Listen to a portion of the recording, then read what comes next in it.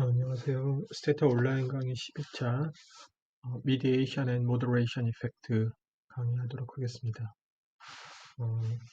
이번 강의는 지난 9차 강의 때 구조방정식 모형 제가 설명드렸는데요. 이 구조방정식에서 이제 메저먼트 측정 모형하고 이제 패스 모형 이 두 가지 설명인데 이 패스 모형의 연장선상에서 배우는 내용이라고 보시면 될 것 같습니다. 따라서 오늘 스테타 명령어들은 이 SEM, 구조방정식에서 사용했던 SEM 명령어들을 주로 사용하도록 하겠습니다.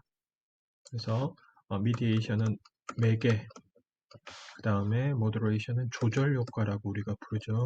그래서 리그레션에서 매개 효과와 조절 효과가 있는 모형을 추정하고 스테타에서 어떻게 추정하고 그 다음에 추정 결과를 어떻게 해석하고 그 다음에 관련된 그 포스트 에스티메이션은 뭐가 있는지 이런 것들을 공부해보는 시간이 될 것 같습니다. 그래서 앞쪽에서는 먼저 미디에이션 공부하고요.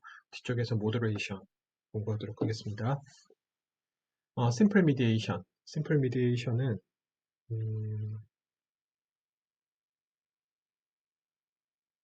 그냥 그 매개 변수가 한 개인 모형이 되겠네요. 한 개.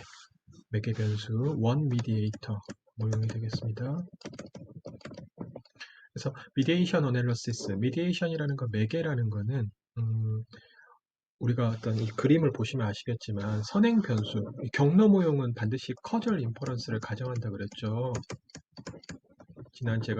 지난번 강의 때 말씀드렸던 것처럼 커절 인퍼런스, 그러니까 어떤 인과관계를 가정하고 있는 게 경로 모형입니다. 그래서 선행 변수, 결과 변수. 근데 선행 변수가 y에 어떤 식으로 그 효과를 전달하는 과정에 대한 가설 검증이 바로 미디에이션 어널리시스. 그러니까 얘가 이쪽으로 가는데 이렇게도 통해서 가고 있다라는 것을 전달하는 과정을 설명하는 게 이 미디에이션 어널리시스가 될 것 같습니다. 그래서 이 컨셉추얼 다이어그램을 보시면 x 변수가 이제 이렇게 y 변수에 직접적으로 영향을 미치고 또 m이라는 미디에이터를 통해서 간접적으로 영향을 미치는 거죠. 그래서 y 변수는 anti smoking 메시지고 이제 y는 이제 금연을 하느냐 마느냐의 문제고요. 매개 변수는 어떤 그 네거티브 이모셔널 리액션, 그러니까 어떤 금연의 메시지가 오면 왜 도대체 사람들이 담배를 끊느냐, 그 메시지가 그 사람한테 불안감을 조장하고 불안감이 그 사람을 금연하게 만드는 이런 매개 변수의 역할이 있다고 가정하고 있습니다. 물론 이런 가정은, 이런 모형이라는 거는 연구자가 마음대로 설정하는 게 아니고 어떤 이론적 근거에 의해서 세워야 된다고 제가 말씀드렸었습니다. 그래서 아래 그림에서는 가장 단순한 어떤 미디에이션, 매개 효과가 있는 모형을 추정하고 있습니다. 가정하고 있습니다. 이 m이라는 변수는 이 x하고 m과의 분모를 보면 얘가 결과 변수고 얘가 선행 변수가 될 것 같습니다. 또 이제 m하고 y를 보면 얘는 매개 변수가 되는 거죠. 그러니까 m은 매개 변수면서 동시에 결과 변수가 되는 거죠. m하고 여기서 y는 결과 변수가 됩니다. 왜냐면 x가 m과 y를 각각 결정하기 때문에. 또 이건 선행 변수가 될 수 있어요. m하고 x는. 왜냐면 m은 y에 대한 선행 변수가 될 수 있고 x는 y에 대한 선행 변수가 될 수 있고, 이 화살표 때문에. 그래서 n 같은 경우에는 결과 변수가 되면서도 동시에 선행 변수가 될 수 있는, x는 y하고 m을 인가하는 변수가 되는 거고요. m이라는 거는 또 y에 대한 선행 변수가 될 수 있다고 보시면 될 것 같습니다.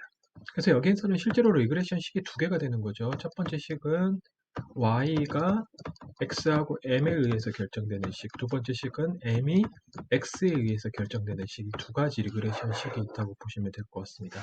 이 그림에서는. 그래서 이제 다음과 같은 리그레션 식을 제가 설정했습니다. 두 가지 리그레션 식이 있는 거죠. y 변수가 m, x 변수는 x, 그 다음에 y 변수가 y면 x 변수는 두 개. 요 화살표하고 요 화살표 두 개가 이렇게 있게 될 것 같습니다.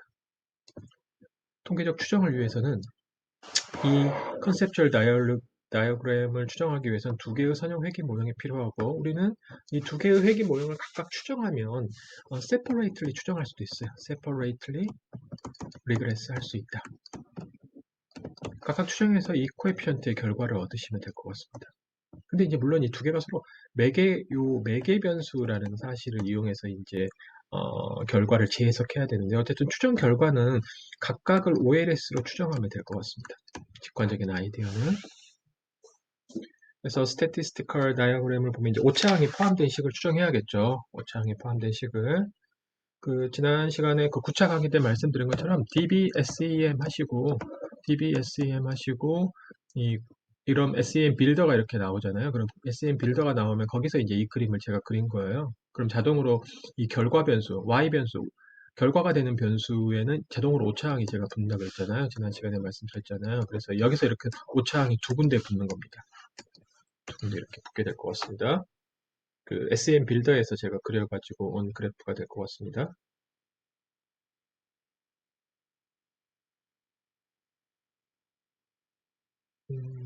그러면 이제 실제로 우리가 스테타를 어느 정도 알고 있는 분들은 누구나 이 두 개의 이퀘이션을 각각 추정하는 건 문제가 안 돼요. 문제는 왜 저걸 각각 추정해서 어떻게 해석하느냐, 이 매개 변수라는 말을 어떻게 해석하느냐, 이제 그게 문제가 되겠죠. 그래서 직접 효과는 디렉트 이펙트는 직접 효과, 인디렉트 이펙트는 간접 효과로 해석하도록 하겠습니다. 그래서 직접 효과는 X가 Y에 미치는 직접 효과는 바로 이 화살표가 될 것 같습니다. 이 화살표. 이 화살표의 의미는 M이 고정되어 있을 때 X가 Y에 미치는 효과가 되는 거죠. 그러니까 X가 M을 통해서 미치는 효과를 통제했을 때 X가 직접적으로 Y한테 미치는 효과가 바로 이 X의 직접 효과가 될 것 같습니다. 해석은 바로 당연히 X의 직접 효과는 바로 이 코에피션트가 되겠죠. 왜? 우리가 베타1 해석할 때 어떻게 해석하냐면 다른 변수가 고정되어 있을 때 X가 Y에 미치는 효과, 다른 변수는 얘죠. M이 고정되어 있을 때 X가 Y에 미치는 효과 베타1, 이게 바로 직접 효과가 되겠네요.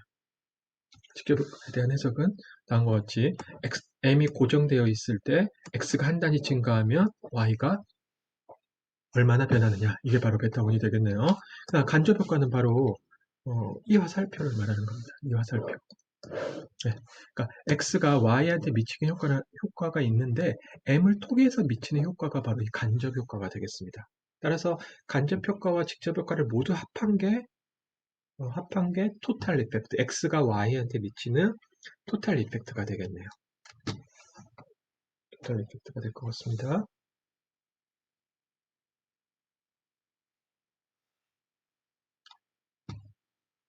그리고 기억하시겠지만 스테타에서는 이거 전부 소문자로 써야 되는 거 아시죠? 스테타에서는 이거 소문자로. 다이어그램, SM 빌더에서 관찰된 변수는 모두 소문자로 써야 되고요. 지난 시간에 말씀드렸습니다. 구차 강의 때. 그 다음에 관찰된 변수는 이렇게 네모를 스퀘어로 이렇게 입력을 했습니다. 반드시 기억하시고, 이거 실제로는 소문자여야 돼요, 이게. 소문자이지만 스테타에서는 추정이 됩니다. XMY가. 참고로 알아두시면 돼요. 이건 단지 이 그림은 단지 제가 선생님한테 설명하기 위해서 설명한 거지, 스테타에서는 이걸 소문자로 반드시 써야 될 것 같습니다. X, Y, M을. 그 다음 간접 효과는 X가 M에 미치는 효과와 M이 Y에 미치는 효과를 곱한 값이 될 것 같습니다. 곱했다는 게 중요하죠. 그러니까 요거하고 요거를 곱한 값이 X가 Y에 미치는 간접 효과입니다. 왜 곱한 거냐? 갑자기 더하지도 않고 왜 곱하냐? 그건 잠깐 이따 보시면 알 것 같고요. 그 다음에 요 코에피션트는 알파 1이 되겠죠. X가 M에 미치는 효과니까 요게 되겠죠. 요게. 그 다음에 M이 Y에 미치는 효과는 베타 2가 됩니다. 따라서 알파 1 곱하기 베타 2가 바로 답이 될 것 같네요. 알파 1 곱하기 베타 2. 알파 1은 X가 한 단위 증가할 때 M이 변하는 효과. 그 다음에 베타 2는 X가 고정돼 있을 때 M이 한 단위 증가한 Y에 미치는 효과가 바로 베타 2가 되겠네요. 간접 효과는 두 개를 곱한 값이다. 왜 곱한 거냐? 더한 거 아니야? 라고 생각할 수 있는데 곱한 거라는 거를 쉽게 증명할 수 있죠. 그건 잠깐 이따 증명하고요. 그래서 토탈 이펙트는 직접 효과 더하기 간접 효과. 네, 그래서 이 두 개를 더한 게 전체 이펙트가 될 것 같습니다. 토탈 이펙트의 정의는 X가 한 단위 증가하면 M의 고정 여부와 상관없이 X가 한 단위 증가하면 Y가 증가하는 정도가 바로 이 토탈 이펙트가 될 것 같습니다. 그럼 왜 여기서 간접 효과를 더하지도 않고 곱해야 되는 거야? 이 두 개의 코에피션트를. 그거는 아주 쉽게 우리가 증명할 수 있죠. 왜 곱하는지는. 왜냐면 이 두 번째 식에다가 요 M이라는 거에다가 요 값을 대입하면 될 것 같습니다. 요 식을.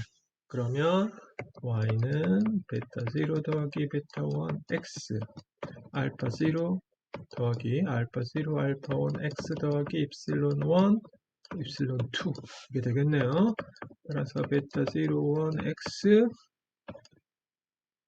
더하기 알파 0 잠깐 뭐가 빠졌네? 여기 베타 2가 빠졌네요. 베타 2 베타 2 베타 2 알파 1 x 더하기 베타 2 입실론 1 더하기 입실론 2 따라서 베타 0 더하기 베타 2 알파 0 상수항 그 다음에 베타 2 x 더하기 죄송합니다. 베타 1 베타 2 알파 1 x 더하기 오차항이 될 것 같습니다. 따라서 요 부분이 바로 곱한다는 걸 알 수 있죠. 요게 전체 토탈 이펙트가 되겠네요. 요게 x 이렇게 요게 전체 토탈 이펙트가 된다는 걸 쉽게 왜 곱하는지는 쉽게 증명할 수 있습니다. 그럼 이제 세타에서 저는 원 미디에이터 모형을 한번 추정해 보도록 하겠습니다.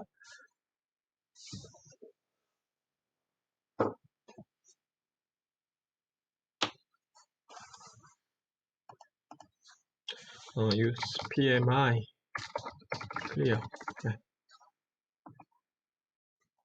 PMI 데이터를 가져오시고요. 그 다음에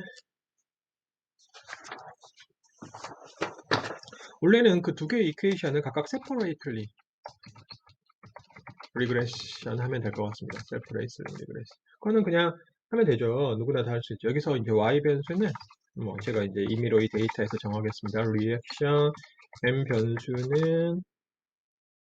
변수는 PMI 그 다음에 x 변수는 conv가 될 것 같습니다. conv. 리액션 PMI conv가 되겠네요. 그래서 각각 세퍼레이트를 하려면 두 개의 리그레션을 각각 추정하면 돼요. 레그. 우리 이미 다 알고 있죠. 리액션, PMI, 컨드. 그 다음에 레그, PMI, 컨드. 이렇게 두 가지 리그레션을 추정하시면 될 것 같습니다. 그래서 추정 결과를 각자 알아서 해석해가지고 아까 뭐 총 효과를 계산해라. 그럼 뭐 곱하고 어쩌고 하라 그랬죠. 그걸 계산하시면 될 것 같아요. 근데 이렇게 안 한다는 거야. 왜? 각각을 추정해서 코에피션트를 얻는 게 목적이 아니고 실제로는 뭐 토탈 이펙트, 뭐 위에서 계산한 거와 아래에서 추정한 거를 뭐 곱하고 막 이런 과정이 필요하거든요. 이런 것들을 일일이 손으로 하는 게 되게 귀찮아요.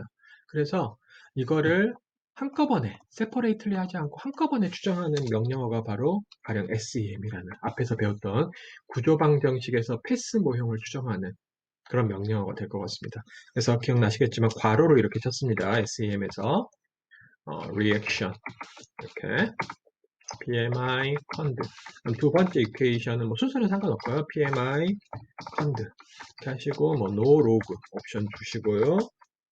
됐죠? 이렇게 하시면 되겠죠. 이렇게 두 개의 이퀘이션을 한꺼번에 추정하는 게 바로 이 SE의 명령어가 될 것 같습니다.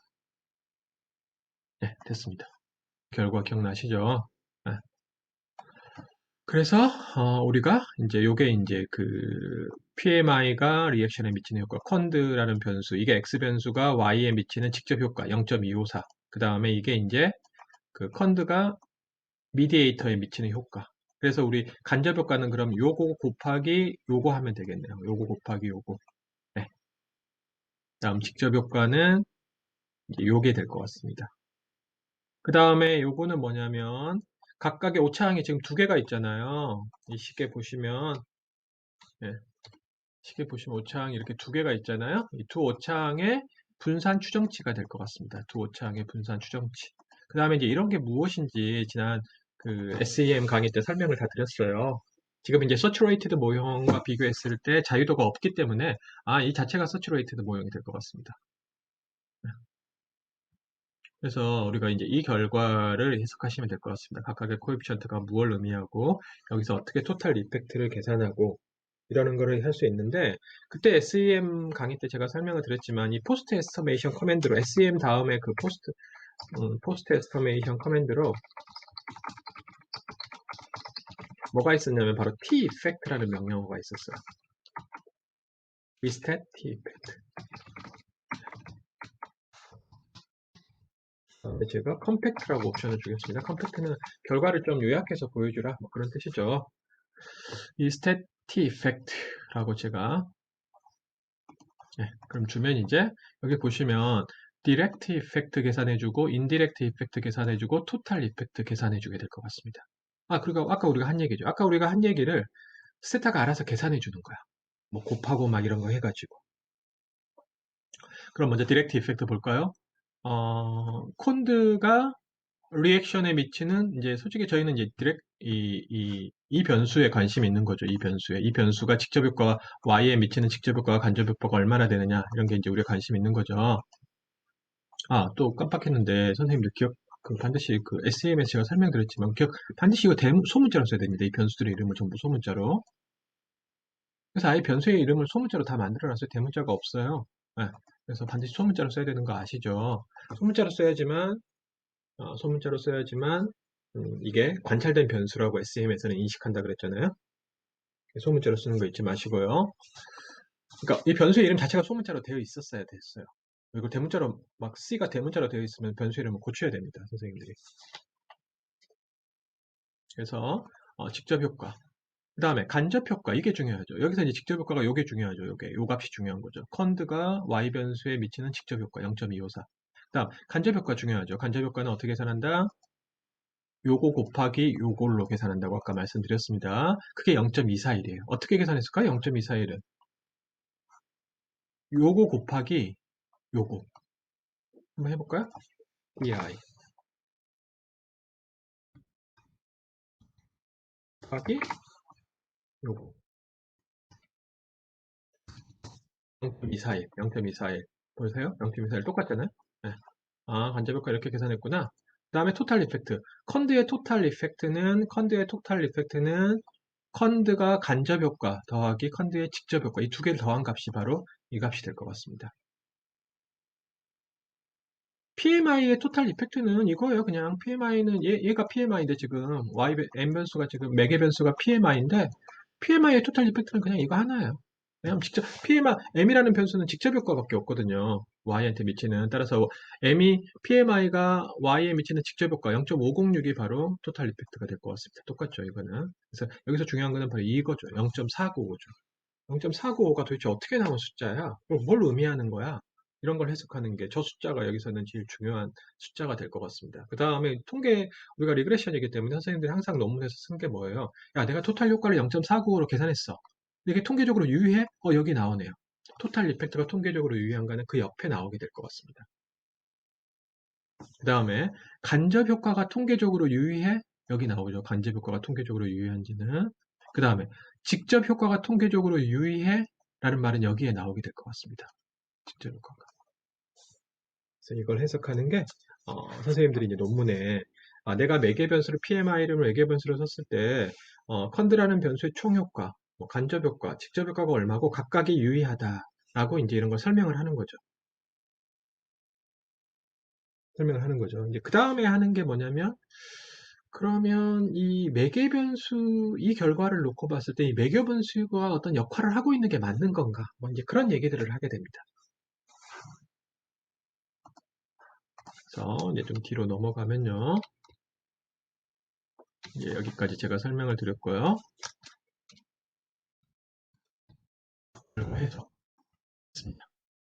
여기서 이제 중요한 제가 이 설명을 써놨는데요. 이 컨드라는 변수가 실제로는 지금 더미 변수입니다. 탭하고 컨드 해보시면 아시겠지만 우리 보통 탭하고 컨드 해보시면 1, 0이라는 더미 변수거든요. 우리 리그레션에서 보통 더미 변수는 제가 I 오퍼레이터를 사용하라 그랬어요. 그래서 어떤 사람이 여기서 이렇게 쓰는 거야. 이 명령문을. 야, 리그레션에서는 더미 변수가 있으면 반드시 I 오퍼레이터를 사용해. 이렇게 쓰는 거예요. 이렇게. 컨드 앞에 I 오퍼레이터를 사용했어요. 한번 추정해 볼까요? 안 돼요. 무슨 말이냐면 SEM 명령에서는 우리가 배웠던 I 오퍼레이터를 사용하지 마세요. I 오퍼레이터를 사용하면 안 됩니다. 다시 말하면 범주형 변수는 반드시 더미 변수로 미리 만든 다음에 그 더미 변수를 리그레션에서 사용해야 됩니다. SEM 명령어에서는. I 오퍼레이터를 사용하려고 그러면 자꾸 에러가 나요. 그래서 I 오퍼레이터를 사용하지 말고 더미 변수를 만들어서 미리 더미 변수를 만들어서 그 변수를 리그레션에 포함하자. 이제 컨드 같은 경우는 이미 더미 변수이기 때문에 그대로 제가 사용했습니다. 그래서 이거 주의하시기 바랍니다. 이게 무슨 말인지.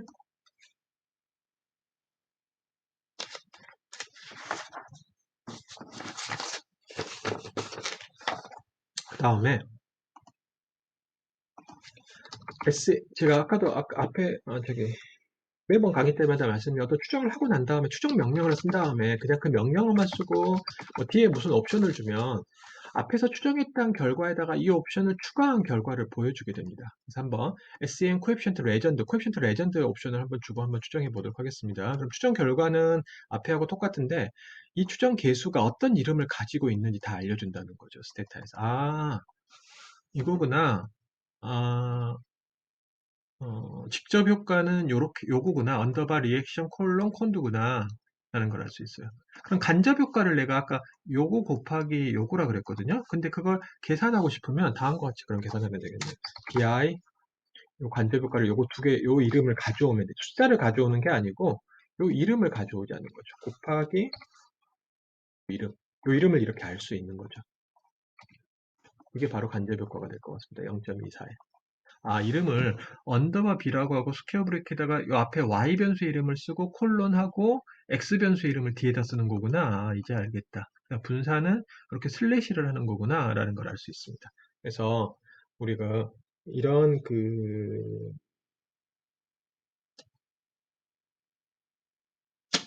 가령 간접 효과가 요게 이제 간접 효과가 된다 그랬죠. 아까 그 인디렉트 이펙트가 된다고 했습니다. 그 다음에 토탈 이펙트는 어떻게 계산할까요? 토탈 이펙트는 요거까지 더한 거죠. 요게 이제 이게 직접 효과고, 더하기 간접 효과. 이게 이제 토탈 이펙트, 이게 이제 토탈 이펙트가 될 것 같습니다. 이렇게 될 것 같습니다. 그죠? 그러면 이 토탈 이펙트가 0과 유의하게 다른지 가설 검정해라. 물론 여기 나와 있습니다. 여기. 토탈 이펙트가 0과 유의하게 다른지 가설 검정. 여기에 나와 있죠. 여기 보시면 0.07이 나와 있습니다. 근데 스테타에서 이 nlcom이라는 명령을 이용해서 이 non-linear combination, 왜 이게 non-linear냐면 이 보시면 두 개를 곱한 부분이 바로 non-linear 파트거든요. 그래서 nlcom이라는 명령어로 이 토탈 이펙트가 0과 유의하게 다른지 가설 검정할 수 있습니다. 한번 실행해 보겠습니다. 네, 0.495, 0.495 똑같죠? 어디 똑같죠? 여기 0.495. 그 다음에 p-value가 0.072. 0.07이 똑같죠. 아, 이렇게 계산한 거구나. 저게. 그런 걸 알 수 있습니다. 아, 여기서 선생님들이 아셔야 되는 거는 토탈 이펙트의 정의. 그 다음에 NLCom이라는 걸 갑자기 왜 사용하고 있는지. 아, 토탈 이펙트가 런리니어 컨비네이션으로 지금 구성되어 있기 때문에 이 런리니어 컨비네이션이 0과 유의하게 다른지는 NLCom이라는 걸 사용한다. NL이 non-linear란 뜻이거든요. 아, 이걸로 가지고 가설 검정을 할 수 있겠구나. 근데 우리가 이런 가설 검정을 할 때 이렇게 이 이름을 사용해야 된다는 거죠. 이 코에피션트의 이름이 무엇인지 그걸 알기 위해서는 코에피션트 레전드라는 명령어를 사용한다. 라는 뜻이 될 것 같습니다. 근데 여기서 이제 한 가지 이제 선생님들이 알아두시면 좋은 건 뭐냐면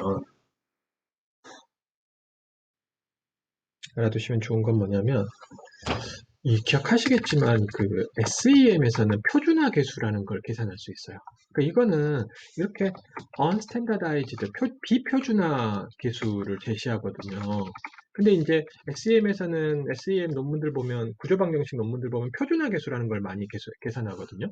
제시하거든요. 그럼 여기서는 이렇게 하고 standardize 이 옵션을 주면 되잖아요. 그럼 표준화 계수를 계산해서 보여줍니다. 표준화 계수 결과가 되는 거죠. 예. 그래서 근데 이제 문제는 뭐냐면 표준화 계수 같은 경우에는 요걸 입력하시면 요렇게 입력하시면요. 요렇게 그러니까 표준화 계수를 추정한 다음에 T 이펙트를 입력하시면 이 토탈 이펙트는 여전히 비표준화 계수를 가지고 계산을 해요. 비표준화 계수를 가지고. 네, 비표준화 계수를 가지고 계산하게 됩니다. 그러니까 앞에서 표준화 계수를 계산했지만 토탈 이펙트는 이 명령어는 여전히 비표준화 계수를 가지고 계산한다는 거죠. 언스탠다드이즈드. 그럼 어떤 분이 어떤 일을 하고 싶냐면 가끔 이런 일을 하고 싶어요. 야, 나는 표준화 계수를 계산하고 표준화 계수를 이용해서 토탈 이펙트를 계산해서 그 코에피션트가 0과 유의하게 다른지 알고 싶다. 이런 걸 하고 싶은 거예요, 이 사람은 이번에는. 이런 걸 모르겠어요. 이런 걸 왜 하고 싶은지 잘 모르겠지만 이분이 하고 싶은 일은 그거예요. 야, 나는 표준화 계수를 계산하고 표준화 계수로부터 도출된 토탈 이펙트를 계산하고 그 다음에 표준화 계수로 계산한 토탈 이펙트가 0과 유의하게 다른지 알고 싶어. 라고 알고 싶다는 이 사람은 그걸 하고 싶다는 거죠. 근데 그게 안 돼요. 왜? 이 명령어는 반드시 보시면 아시겠지만 이 결과는 이 토탈 이펙트 결과는 아까 언스탠다드이즈 코에피션트에서 나오게 됩니다. 그럴 때는 그럼 어떻게 하는 거냐? 그 사람이 하고 싶은 건 그럼 바로 이걸 이용합니다. 이게 바로 토탈 이펙트를 계산하는 명령어잖아요. 근데 이렇게 쓰면 당연히 unstandardized coefficient가 나와버려요. 그렇기 때문에 앞에다가 이렇게 써주는 거죠. 이 스텝 standardize coefficient를 쓰는 겁니다. 요 옵션을 주는 겁니다. 앞에서. 그 다음에 NL컴을 쓰는 거죠. 그러면 이 코에피션트에 대한 스탠다다이즈드 코에피션트를 계산해서 이 토탈 이펙트가 0과 유의하게 다른지 가설 검증해 줍니다. 0.160이 0과 그러니까 표준화 계수로 계산한 토탈 이펙트가 0과 유의하게 다른지 가설 검증해 줍니다. 표준화 계수로 계산한 토탈 이펙트는 0.160이고 0과 유의하게 다른지 5% 수준에서는 기각하지 못할 가능성이 있어요. 0.160은 어떻게 나왔을까요? 이 표준화 계수 결과를 보시면 바로 요거, 그러니까 요거 더하기 요 두 개 곱한 거, 이게 간접효과죠. 그 다음에 요걸 더하면 될 것 같습니다. 그게 바로 0.160이 될 것 같습니다. 그리고 그게 유의한지 아닌지 가상 검증 결과가 나옵니다. 그냥 요게 없으면 요거는 비표준화 계수로 계산한 게 돼버리거든요. 비표준화 계수로. 그래서 그런 차이가 있다라는.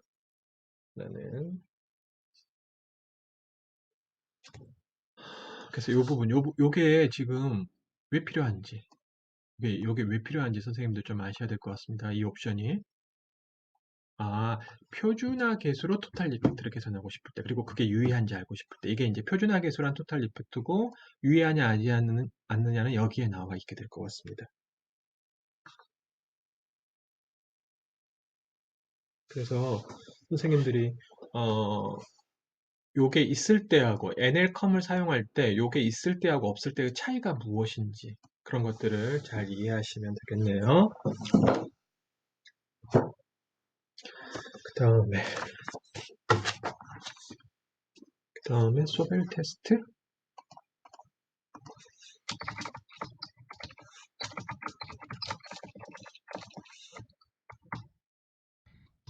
이 매개 효과,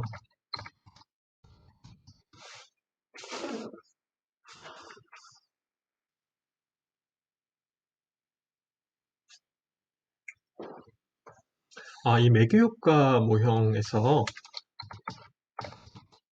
매개 효과 모형 논문을 보면 논문에서 꼭 나오는 가설 검정이죠.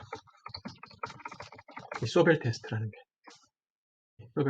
게 이건 다 설명한 거고요. 소벨 테스트라는 게 매개 효과 쓴 모형에서 꼭 보면 소벨 테스트라는 게 나와요. 뭔지 모르겠지만 이게. 그래서 매개 효과가 partially mediate인지 fully mediate인지 이런 말들을 계속 하게 됩니다. 이 매개 효과라는 말에서.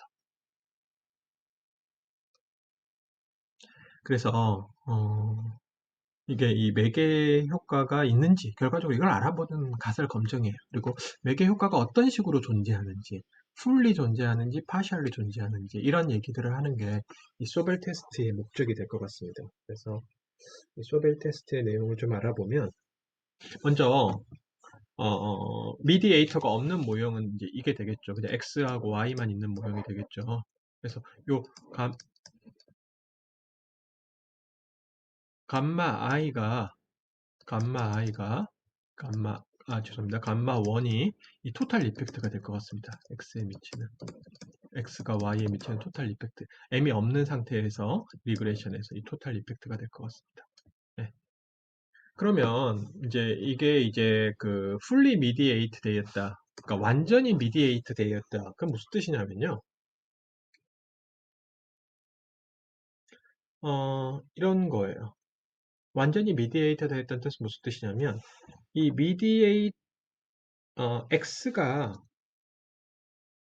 X가 Y한테 가는 방향은 두 가지 방향이에요. 이렇게 가는 방향이 있고, 이렇게 가는 방향, 두 가지 방향인데, fully mediate라는 뜻은 X가 완전히 이쪽으로만 간다는 거죠, 효과가. 이쪽으로 가는 효과가 없다는 뜻입니다. 그러니까, 미디에이터를 통해서만 X가 가고 있다는 뜻이에요. 그러니까, 디렉트 이펙트가 존재하지 않는다 그러면 fully mediate라고 볼 수 있어요. fully 디렉트 이펙트가 존재하지 않는다면. 그러니까 무슨 뜻이냐면, fully mediate는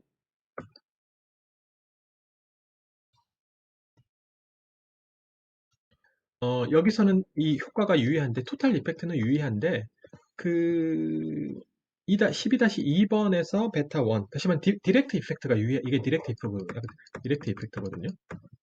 디렉트 이펙트는 유의하지 않는 경우, X에서 Y로 가는 요 화살표가 없는 경우. 그러니까 무조건 이렇게 간다는 거야, X는.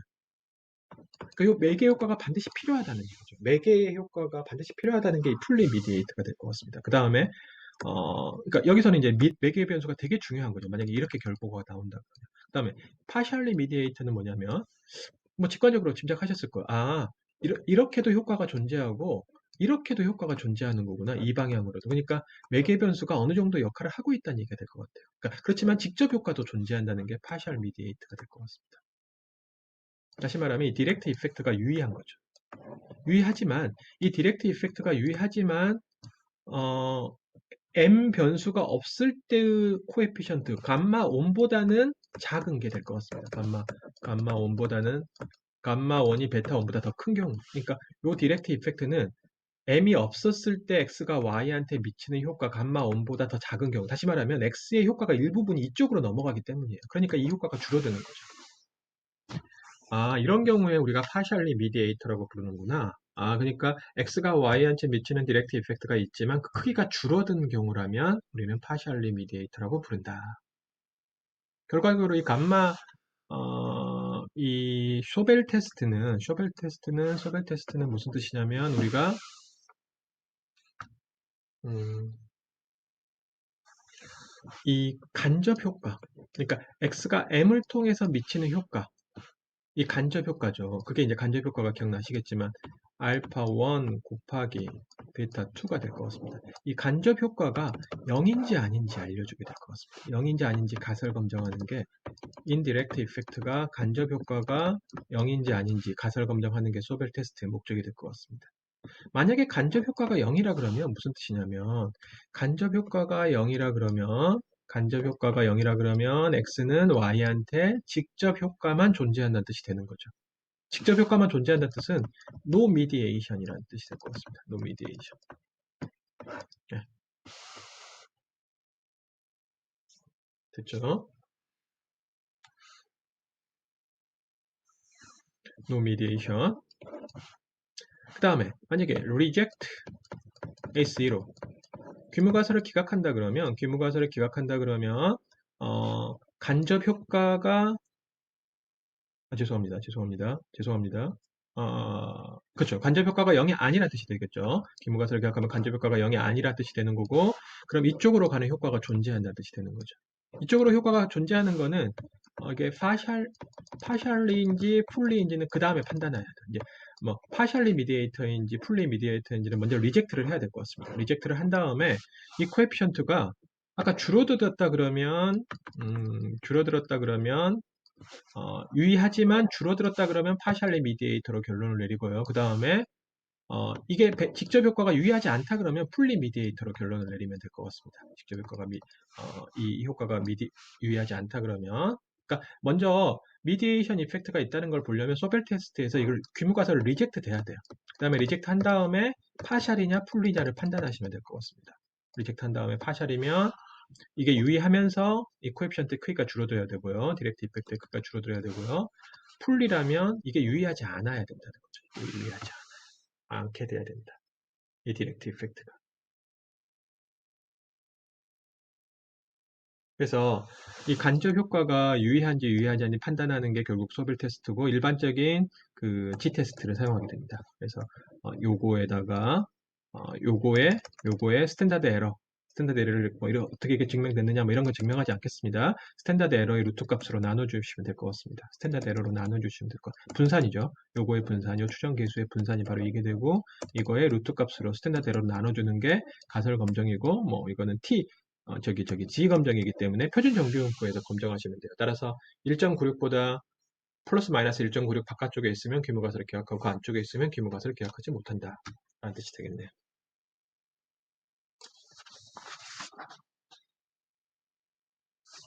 그래서 요거는 그 알파 1의 분산 추정치고요. 요거는 베타 2의 분산 추정치가 될 것 같습니다. 베타 2의 분산 추정치. 뭐 이런 거는 이 분산 추정치, 뭐 스탠다드 에러 같은 거는 다 이렇게 나오잖아요. 뭐 이런 데 다 추정하면 나오는 게 이런 게 스탠다드 에러잖아요. 그러니까 이런 것들 이용하면 얼마든지 이 소벨테스를 대가 손으로도 계산할 수 있어요. 손으로도 계산할 수 있는데 당연히 스페타는 어떤 명령어가 있겠죠. 이걸 계산해주는 소벨 테스트를 해주는 명령어가 있겠죠. 명령어를 해서 결과를 잘 해석하시면 될 것 같습니다. No mediation인지, partially mediation인지, fully mediation인지 이거를 잘 해석하시면 될 것 같습니다.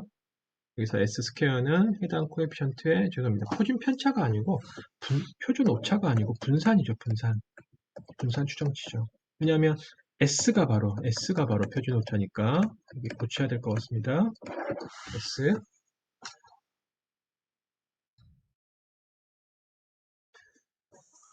위 검정 통계량이 이제 그 표준 정규분포에서 플러스 마이너스 1.96 뭐지? 또 뭐가 숫자가 이상한데? 1.96보다 죄송합니다. 이게 마이너스네요. 마이너스. 그다음 플러스. 네, 그러니까 이퀄이 아니고 마이너스가 돼야 될 것 같습니다. 마이너스 1.96보다 작거나 1.96보다 크면 우리는 기무가설을 기억하고 M은 partially mediate 한다. 또는 뭐 fully mediate 한다. 또는 fully mediate 한다라고 해석한다. 하지만 mediation 이펙트가 존재한다라는 게 귀무가설을 기억해야 돼. 왜? 인디렉트 이펙트가 존재하니까, 유의하니까. 라고 해석한다. 그러면 여기서 이제 우리가 그 여기까지 하고요. 잠깐 쉬었다가 우리 그 소벨 테스트를 스테타 명령을 어떻게 하는지 해보도록 하겠습니다. 잠깐 쉬었다 계속하겠습니다.